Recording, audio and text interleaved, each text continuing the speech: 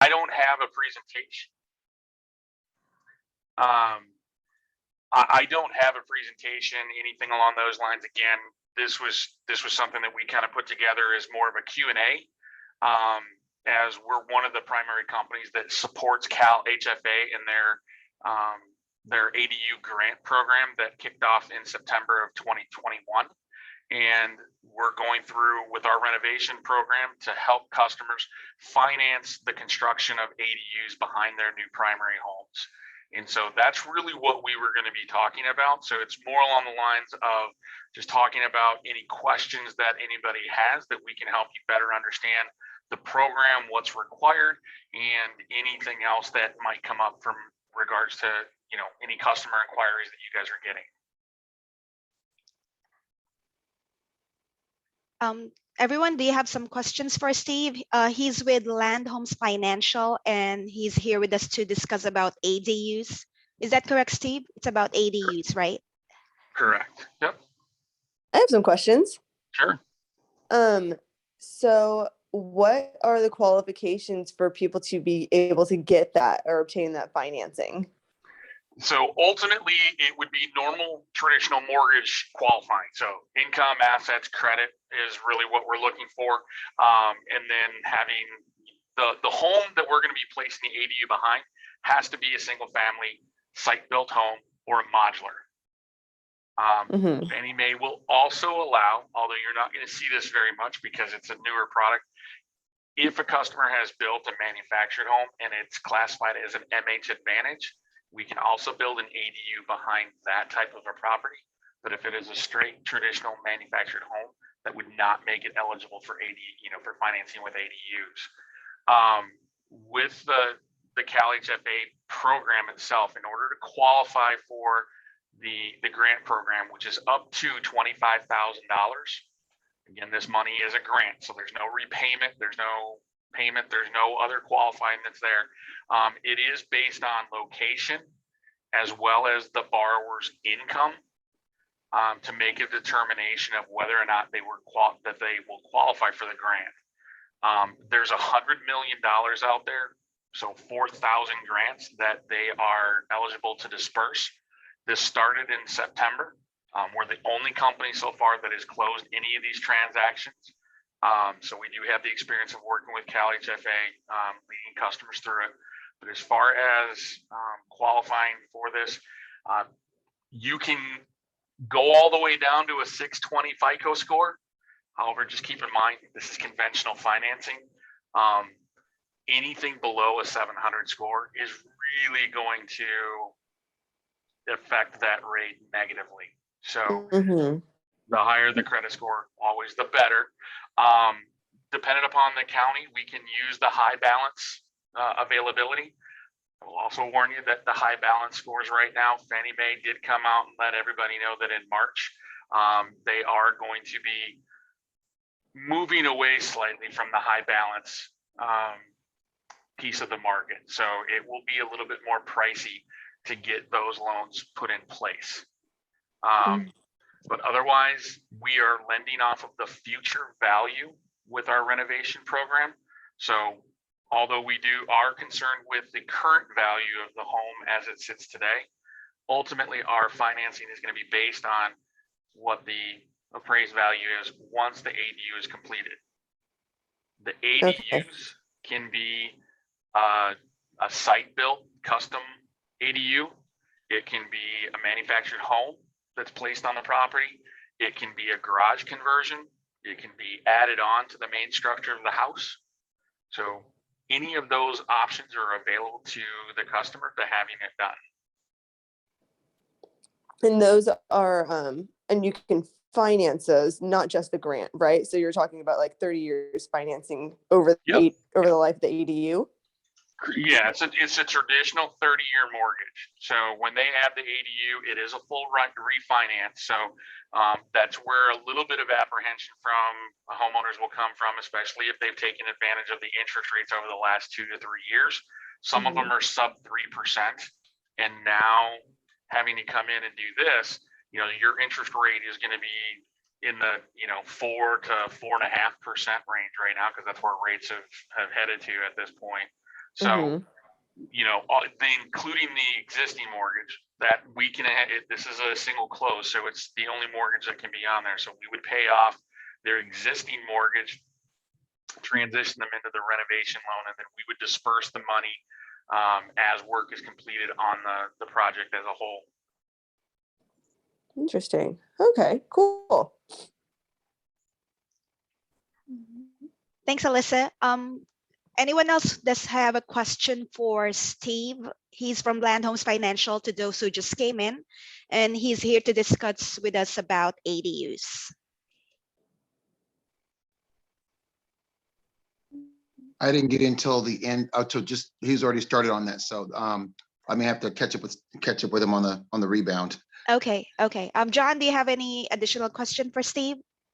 You might have already stated this, Steve, but I actually have a client that just asked me about grants. And so you said the word grant as I was coming in. She's asking about trying to do, her idea is to split her house in half, taking over the downstairs and changing the front entrance so that the upstairs would be at some other portion. She doesn't want to go up and downstairs anymore and such. So from what I gathered, one way to do that is a piece of a grant. Is that what you said? And I didn't hear the first part. So. Well, the Cal HFA has a program that they just rolled out in September of this past year, specifically around the construction of ADUs. And so the grant can be utilized for pre-development costs of the ADU. And so that's, a lot of it is permitting, any type of surveying that is going to be required. Utility work can also be included within that. If you have to tear down, cut down a tree to make room for the ADU. What your customer is talking about would be less of an ADU. And more along the lines about turning her home into a multifamily too. Okay. So whereas I can still help her do that with our renovation program, the grant money would not necessarily come into play on that, because one thing that Cal HFA is very, very specific on is that two things. One, the grant money cannot be used to actually pay for any of the construction of the ADU. So no materials, no labor to actually build the ADU. And two, it cannot pay for anything on the primary structure. So even if, say, someone is building an ADU, and typically in California, the rules around ADU are that it cannot be greater than 1,200 square feet, and that it must share the same address and utilities as the primary structure. Now, every municipality is a little bit different throughout California. So if a municipality steps in and says, yeah, no, it has to be on a say a separate septic system, or it has to have its own separate address, then the local municipality will override what California guidelines are, as well as the investor. The investor has one other guideline, and that is that the ADU cannot be larger than the primary structure. So we do have a customer. I mean, I think her primary home is roughly about 600 square feet. She wanted to put in a 1,200 square foot ADU. That's not going to work because the ADU can't be twice the size. And that's an investor guideline, because then there's more value attributed to the ADU than there is with the primary structure. So they have to be equal, or the ADU has to be less, not exceeding 1,200 square feet. And just a piece of that there, you said that the Cal FHA, is it Cal FHA that says they have to share the same address and utilities unless the local municipality says otherwise? No, that's the state of California. That's really the basis for their qualifying as an ADU. Oh, to qualify. Got it. So if say, for instance, the city of Stockton, the lady lives in Stockton, and Stockton says she needs to have a different set of utilities for that separate piece, she wouldn't be able to do this then. No, because so again, in that situation, what your customer is looking is not an ADU. Because she's not doing an accessory dwelling unit. She's actually trying to split her house and make it into a multifamily too. So Right. She'd have to that just would, go for a home reconstruction loan and some other types of permits. An ADU would not fit in her. It wouldn't fit for her. And under the term ADU, it's in a sense. correct. Our renovation loan would still be able to assist her in doing that. That's, you know, remodeling her house and financing those, you know, all of those costs. That is certainly something that we can do. And we still lend off the future value. We still go through all of that. And in that instance, yes, because you're doing a multifamily too, now you're splitting the utilities. Ultimately, from an ADU perspective, the thought process is that with the housing shortage that you guys have, is that customers are building the ADU predominantly to move either a younger generation or an older generation into that structure. Yeah. And therefore, you know, family oriented so that you're all sharing it. Now, we also realize and understand that that's great in concept, but the vast majority of customers that are coming to us have every intention, and Cal HFA understands this, that they're going to be building this ADU structure for the sole purpose of renting it out and cash flowing it. And again, we're fine with that too. But for your customer, yeah, she's not doing ADU because it's not an accessory dwelling unit. She's looking to move her home into a multifamily too. And that is a little bit more in depth where you've got to, you know, she's going to need to go down to the county. She's going to have to get plans and specifications. She's really going to want to start talking to contractors about the cost, because most customers, most ADUs that we're seeing are going to range from, you know, roughly about 150,000 to 300,000. Yeah, that's pretty much what I told her. I said, you're going to be looking at this, especially if you're talking about trying to change utilities and such. I would just bake that mess in. You can track it easily. You could split it 50-50. You could bake it into their price, whatever way you want to do it. But adding in a new HVAC system and piping and plumbing, whew, that's. You mentioned garage, and I don't mean to take up all the space. You hit the right spot today. Garage is considered a conversion, is considered an ADU. Yeah. So if you want to, if they have a standalone garage, they can convert the whole thing, whether that is. A standalone. It has to be separated from the house. It can't be attached. No, it can be. I mean, either way. I mean, they don't single either one out. I'm just saying that if you did have a detached garage, you could, whether you're converting the garage as its current structure or you're going to build something on top of the garage or what have you. I mean, we're going to look at it, you know, from all intents and purposes, because that's what we're going to have the appraisal done on. Okay, good. Now, I will say this, is that when we go through all this financing, let's just say that they currently have an ADU on the property, and now they want to, and they have a standalone garage, and now they want to convert that. That would not be eligible. So from a financing perspective, you can't have multiple ADUs onto a property.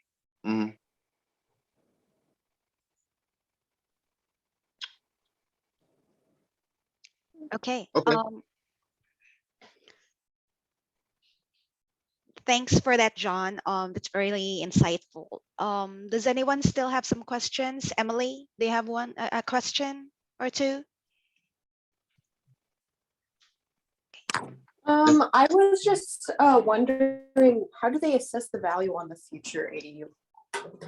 So much like we do with any type of new construction loan, part of the process that we go through is the contractor that the borrower is going to be working with would need to provide us a bid with a breakdown of labor and materials for all of the cost, whether or not, again, we're going to be doing a manufactured home that they're going to set onto the property, or whether it's going to be custom construction that's built, you know, on site.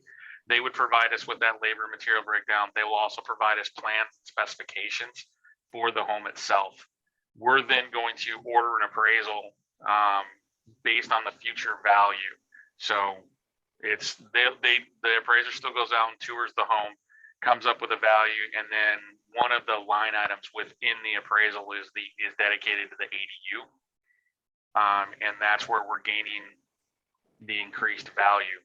Now, the appraisal is king in this type of lending, right? Because, you know, if they owe $400,000 on their current mortgage and the place is worth $650,000, and they are going to be adding an ADU. You guys are the absolute experts at this, right? So, we know that we're not necessarily going to see dollar for dollar. So if you're going to go spend $200,000 on an ADU, that's not going to immediately increase your value by $200,000. What we're seeing from our appraisers, because this is relatively new in popularity, not necessarily new to California, but lots of people very interested in it, mainly because Cal HFA has started to advertise this $25,000 grant for building an ADU.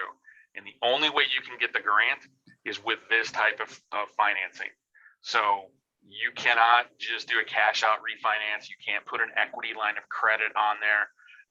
You actually have to have a managed construction loan because they require us as the lender to go back and verify to them so that they can report to the state legislature that for every one of these grants, we've guaranteed that an ADU has been built.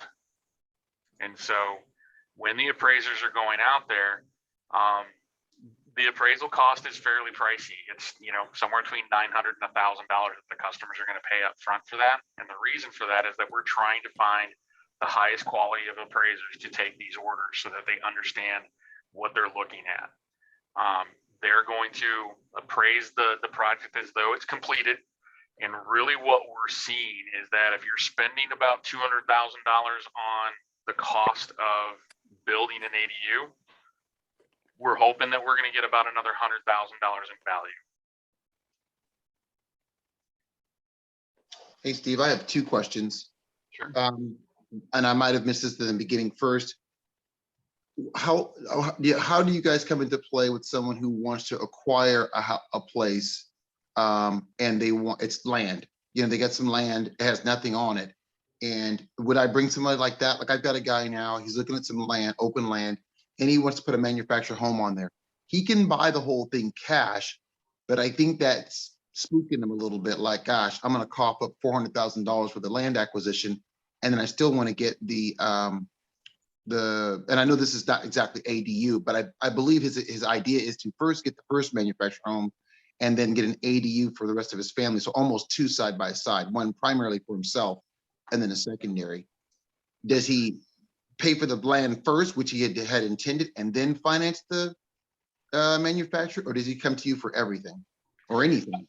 Yeah, we can do all of it. So part of what you missed during the first part is that to build an ADU, this now is an investor guideline. So this is straight from Fannie Mae. Mhm. So from a manufactured home perspective, that's one of the predominant jobs that I have nationwide. So I'm licensed from Florida to Hawaii and most of the Western United States. And I support this, construction and renovation financing for our company in 29 different states now, I think I'm licensed. And so from new construction, our new construction program is centered around factory built housing. So if someone wanted to build a brand new, shiny, custom construction home, I'm not your guy. I can't do that. But if it's factory built, so if it's a manufactured home or modular, that is something that we absolutely specialize in. Perfect. Okay. From Fannie Mae, if you want to put a ADU behind a manufactured home, then the manufactured home has to be built from the factory and stickered as an MH Advantage home. So if you guys haven't heard, MH Advantage is it's a high-end manufactured home that it has certain attributes that kind of put it in between a traditional manufactured home and a modular home. What's it? MH? Yep, manufactured home. So MH and then Advantage. Okay. There's certain aspects that have to be built into these homes, and they come right from the factory ordered that way. So there's a specific roof pitch. You have to have, a covered porch or attached garage or dormers on the house. They're really trying to give it the aesthetic that if you could put it in the middle of a subdivision with other single family custom built homes, it would fit in and not give the appearance that it's the square box manufactured home of old. Nice. As a result, they allow us to price it as though it's a modular home. They also allow us to appraise it as though it's a modular home. So just like single family homes, but that's only from Fannie Mae. So if your customer wants to have his land, put a new manufactured home and put an ADU behind it, then we would look at it and say, okay, it has to be an MH Advantage home that you're going to put on there first. Again, the ADU cannot be greater than 1,200 square feet. So if the primary home is going to be 1,500, no problem. If the primary home is only going to be 1,100, well, you're not going to be able to put a 1,200 ADU behind it. Got it. Now we can do everything at one time. So if he buys the land, that's money in. So that's his equity in. As long as he's got the income and assets to qualify for it, I can, and I've got one going on right now where we're building the primary home, which is MH Advantage, and the small ADU is coming in right behind it. Everything is going to be built, placed, and finished all at the same time.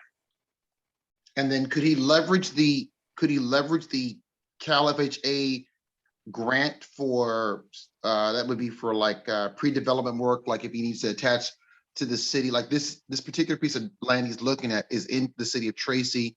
It's a small place, but it's right upon like regular city utilities, water, all that stuff. It's in a neighborhood, just in an older neighborhood, that's all. And Sure. so is that where the grant comes in, or it's still part of the regular loan process?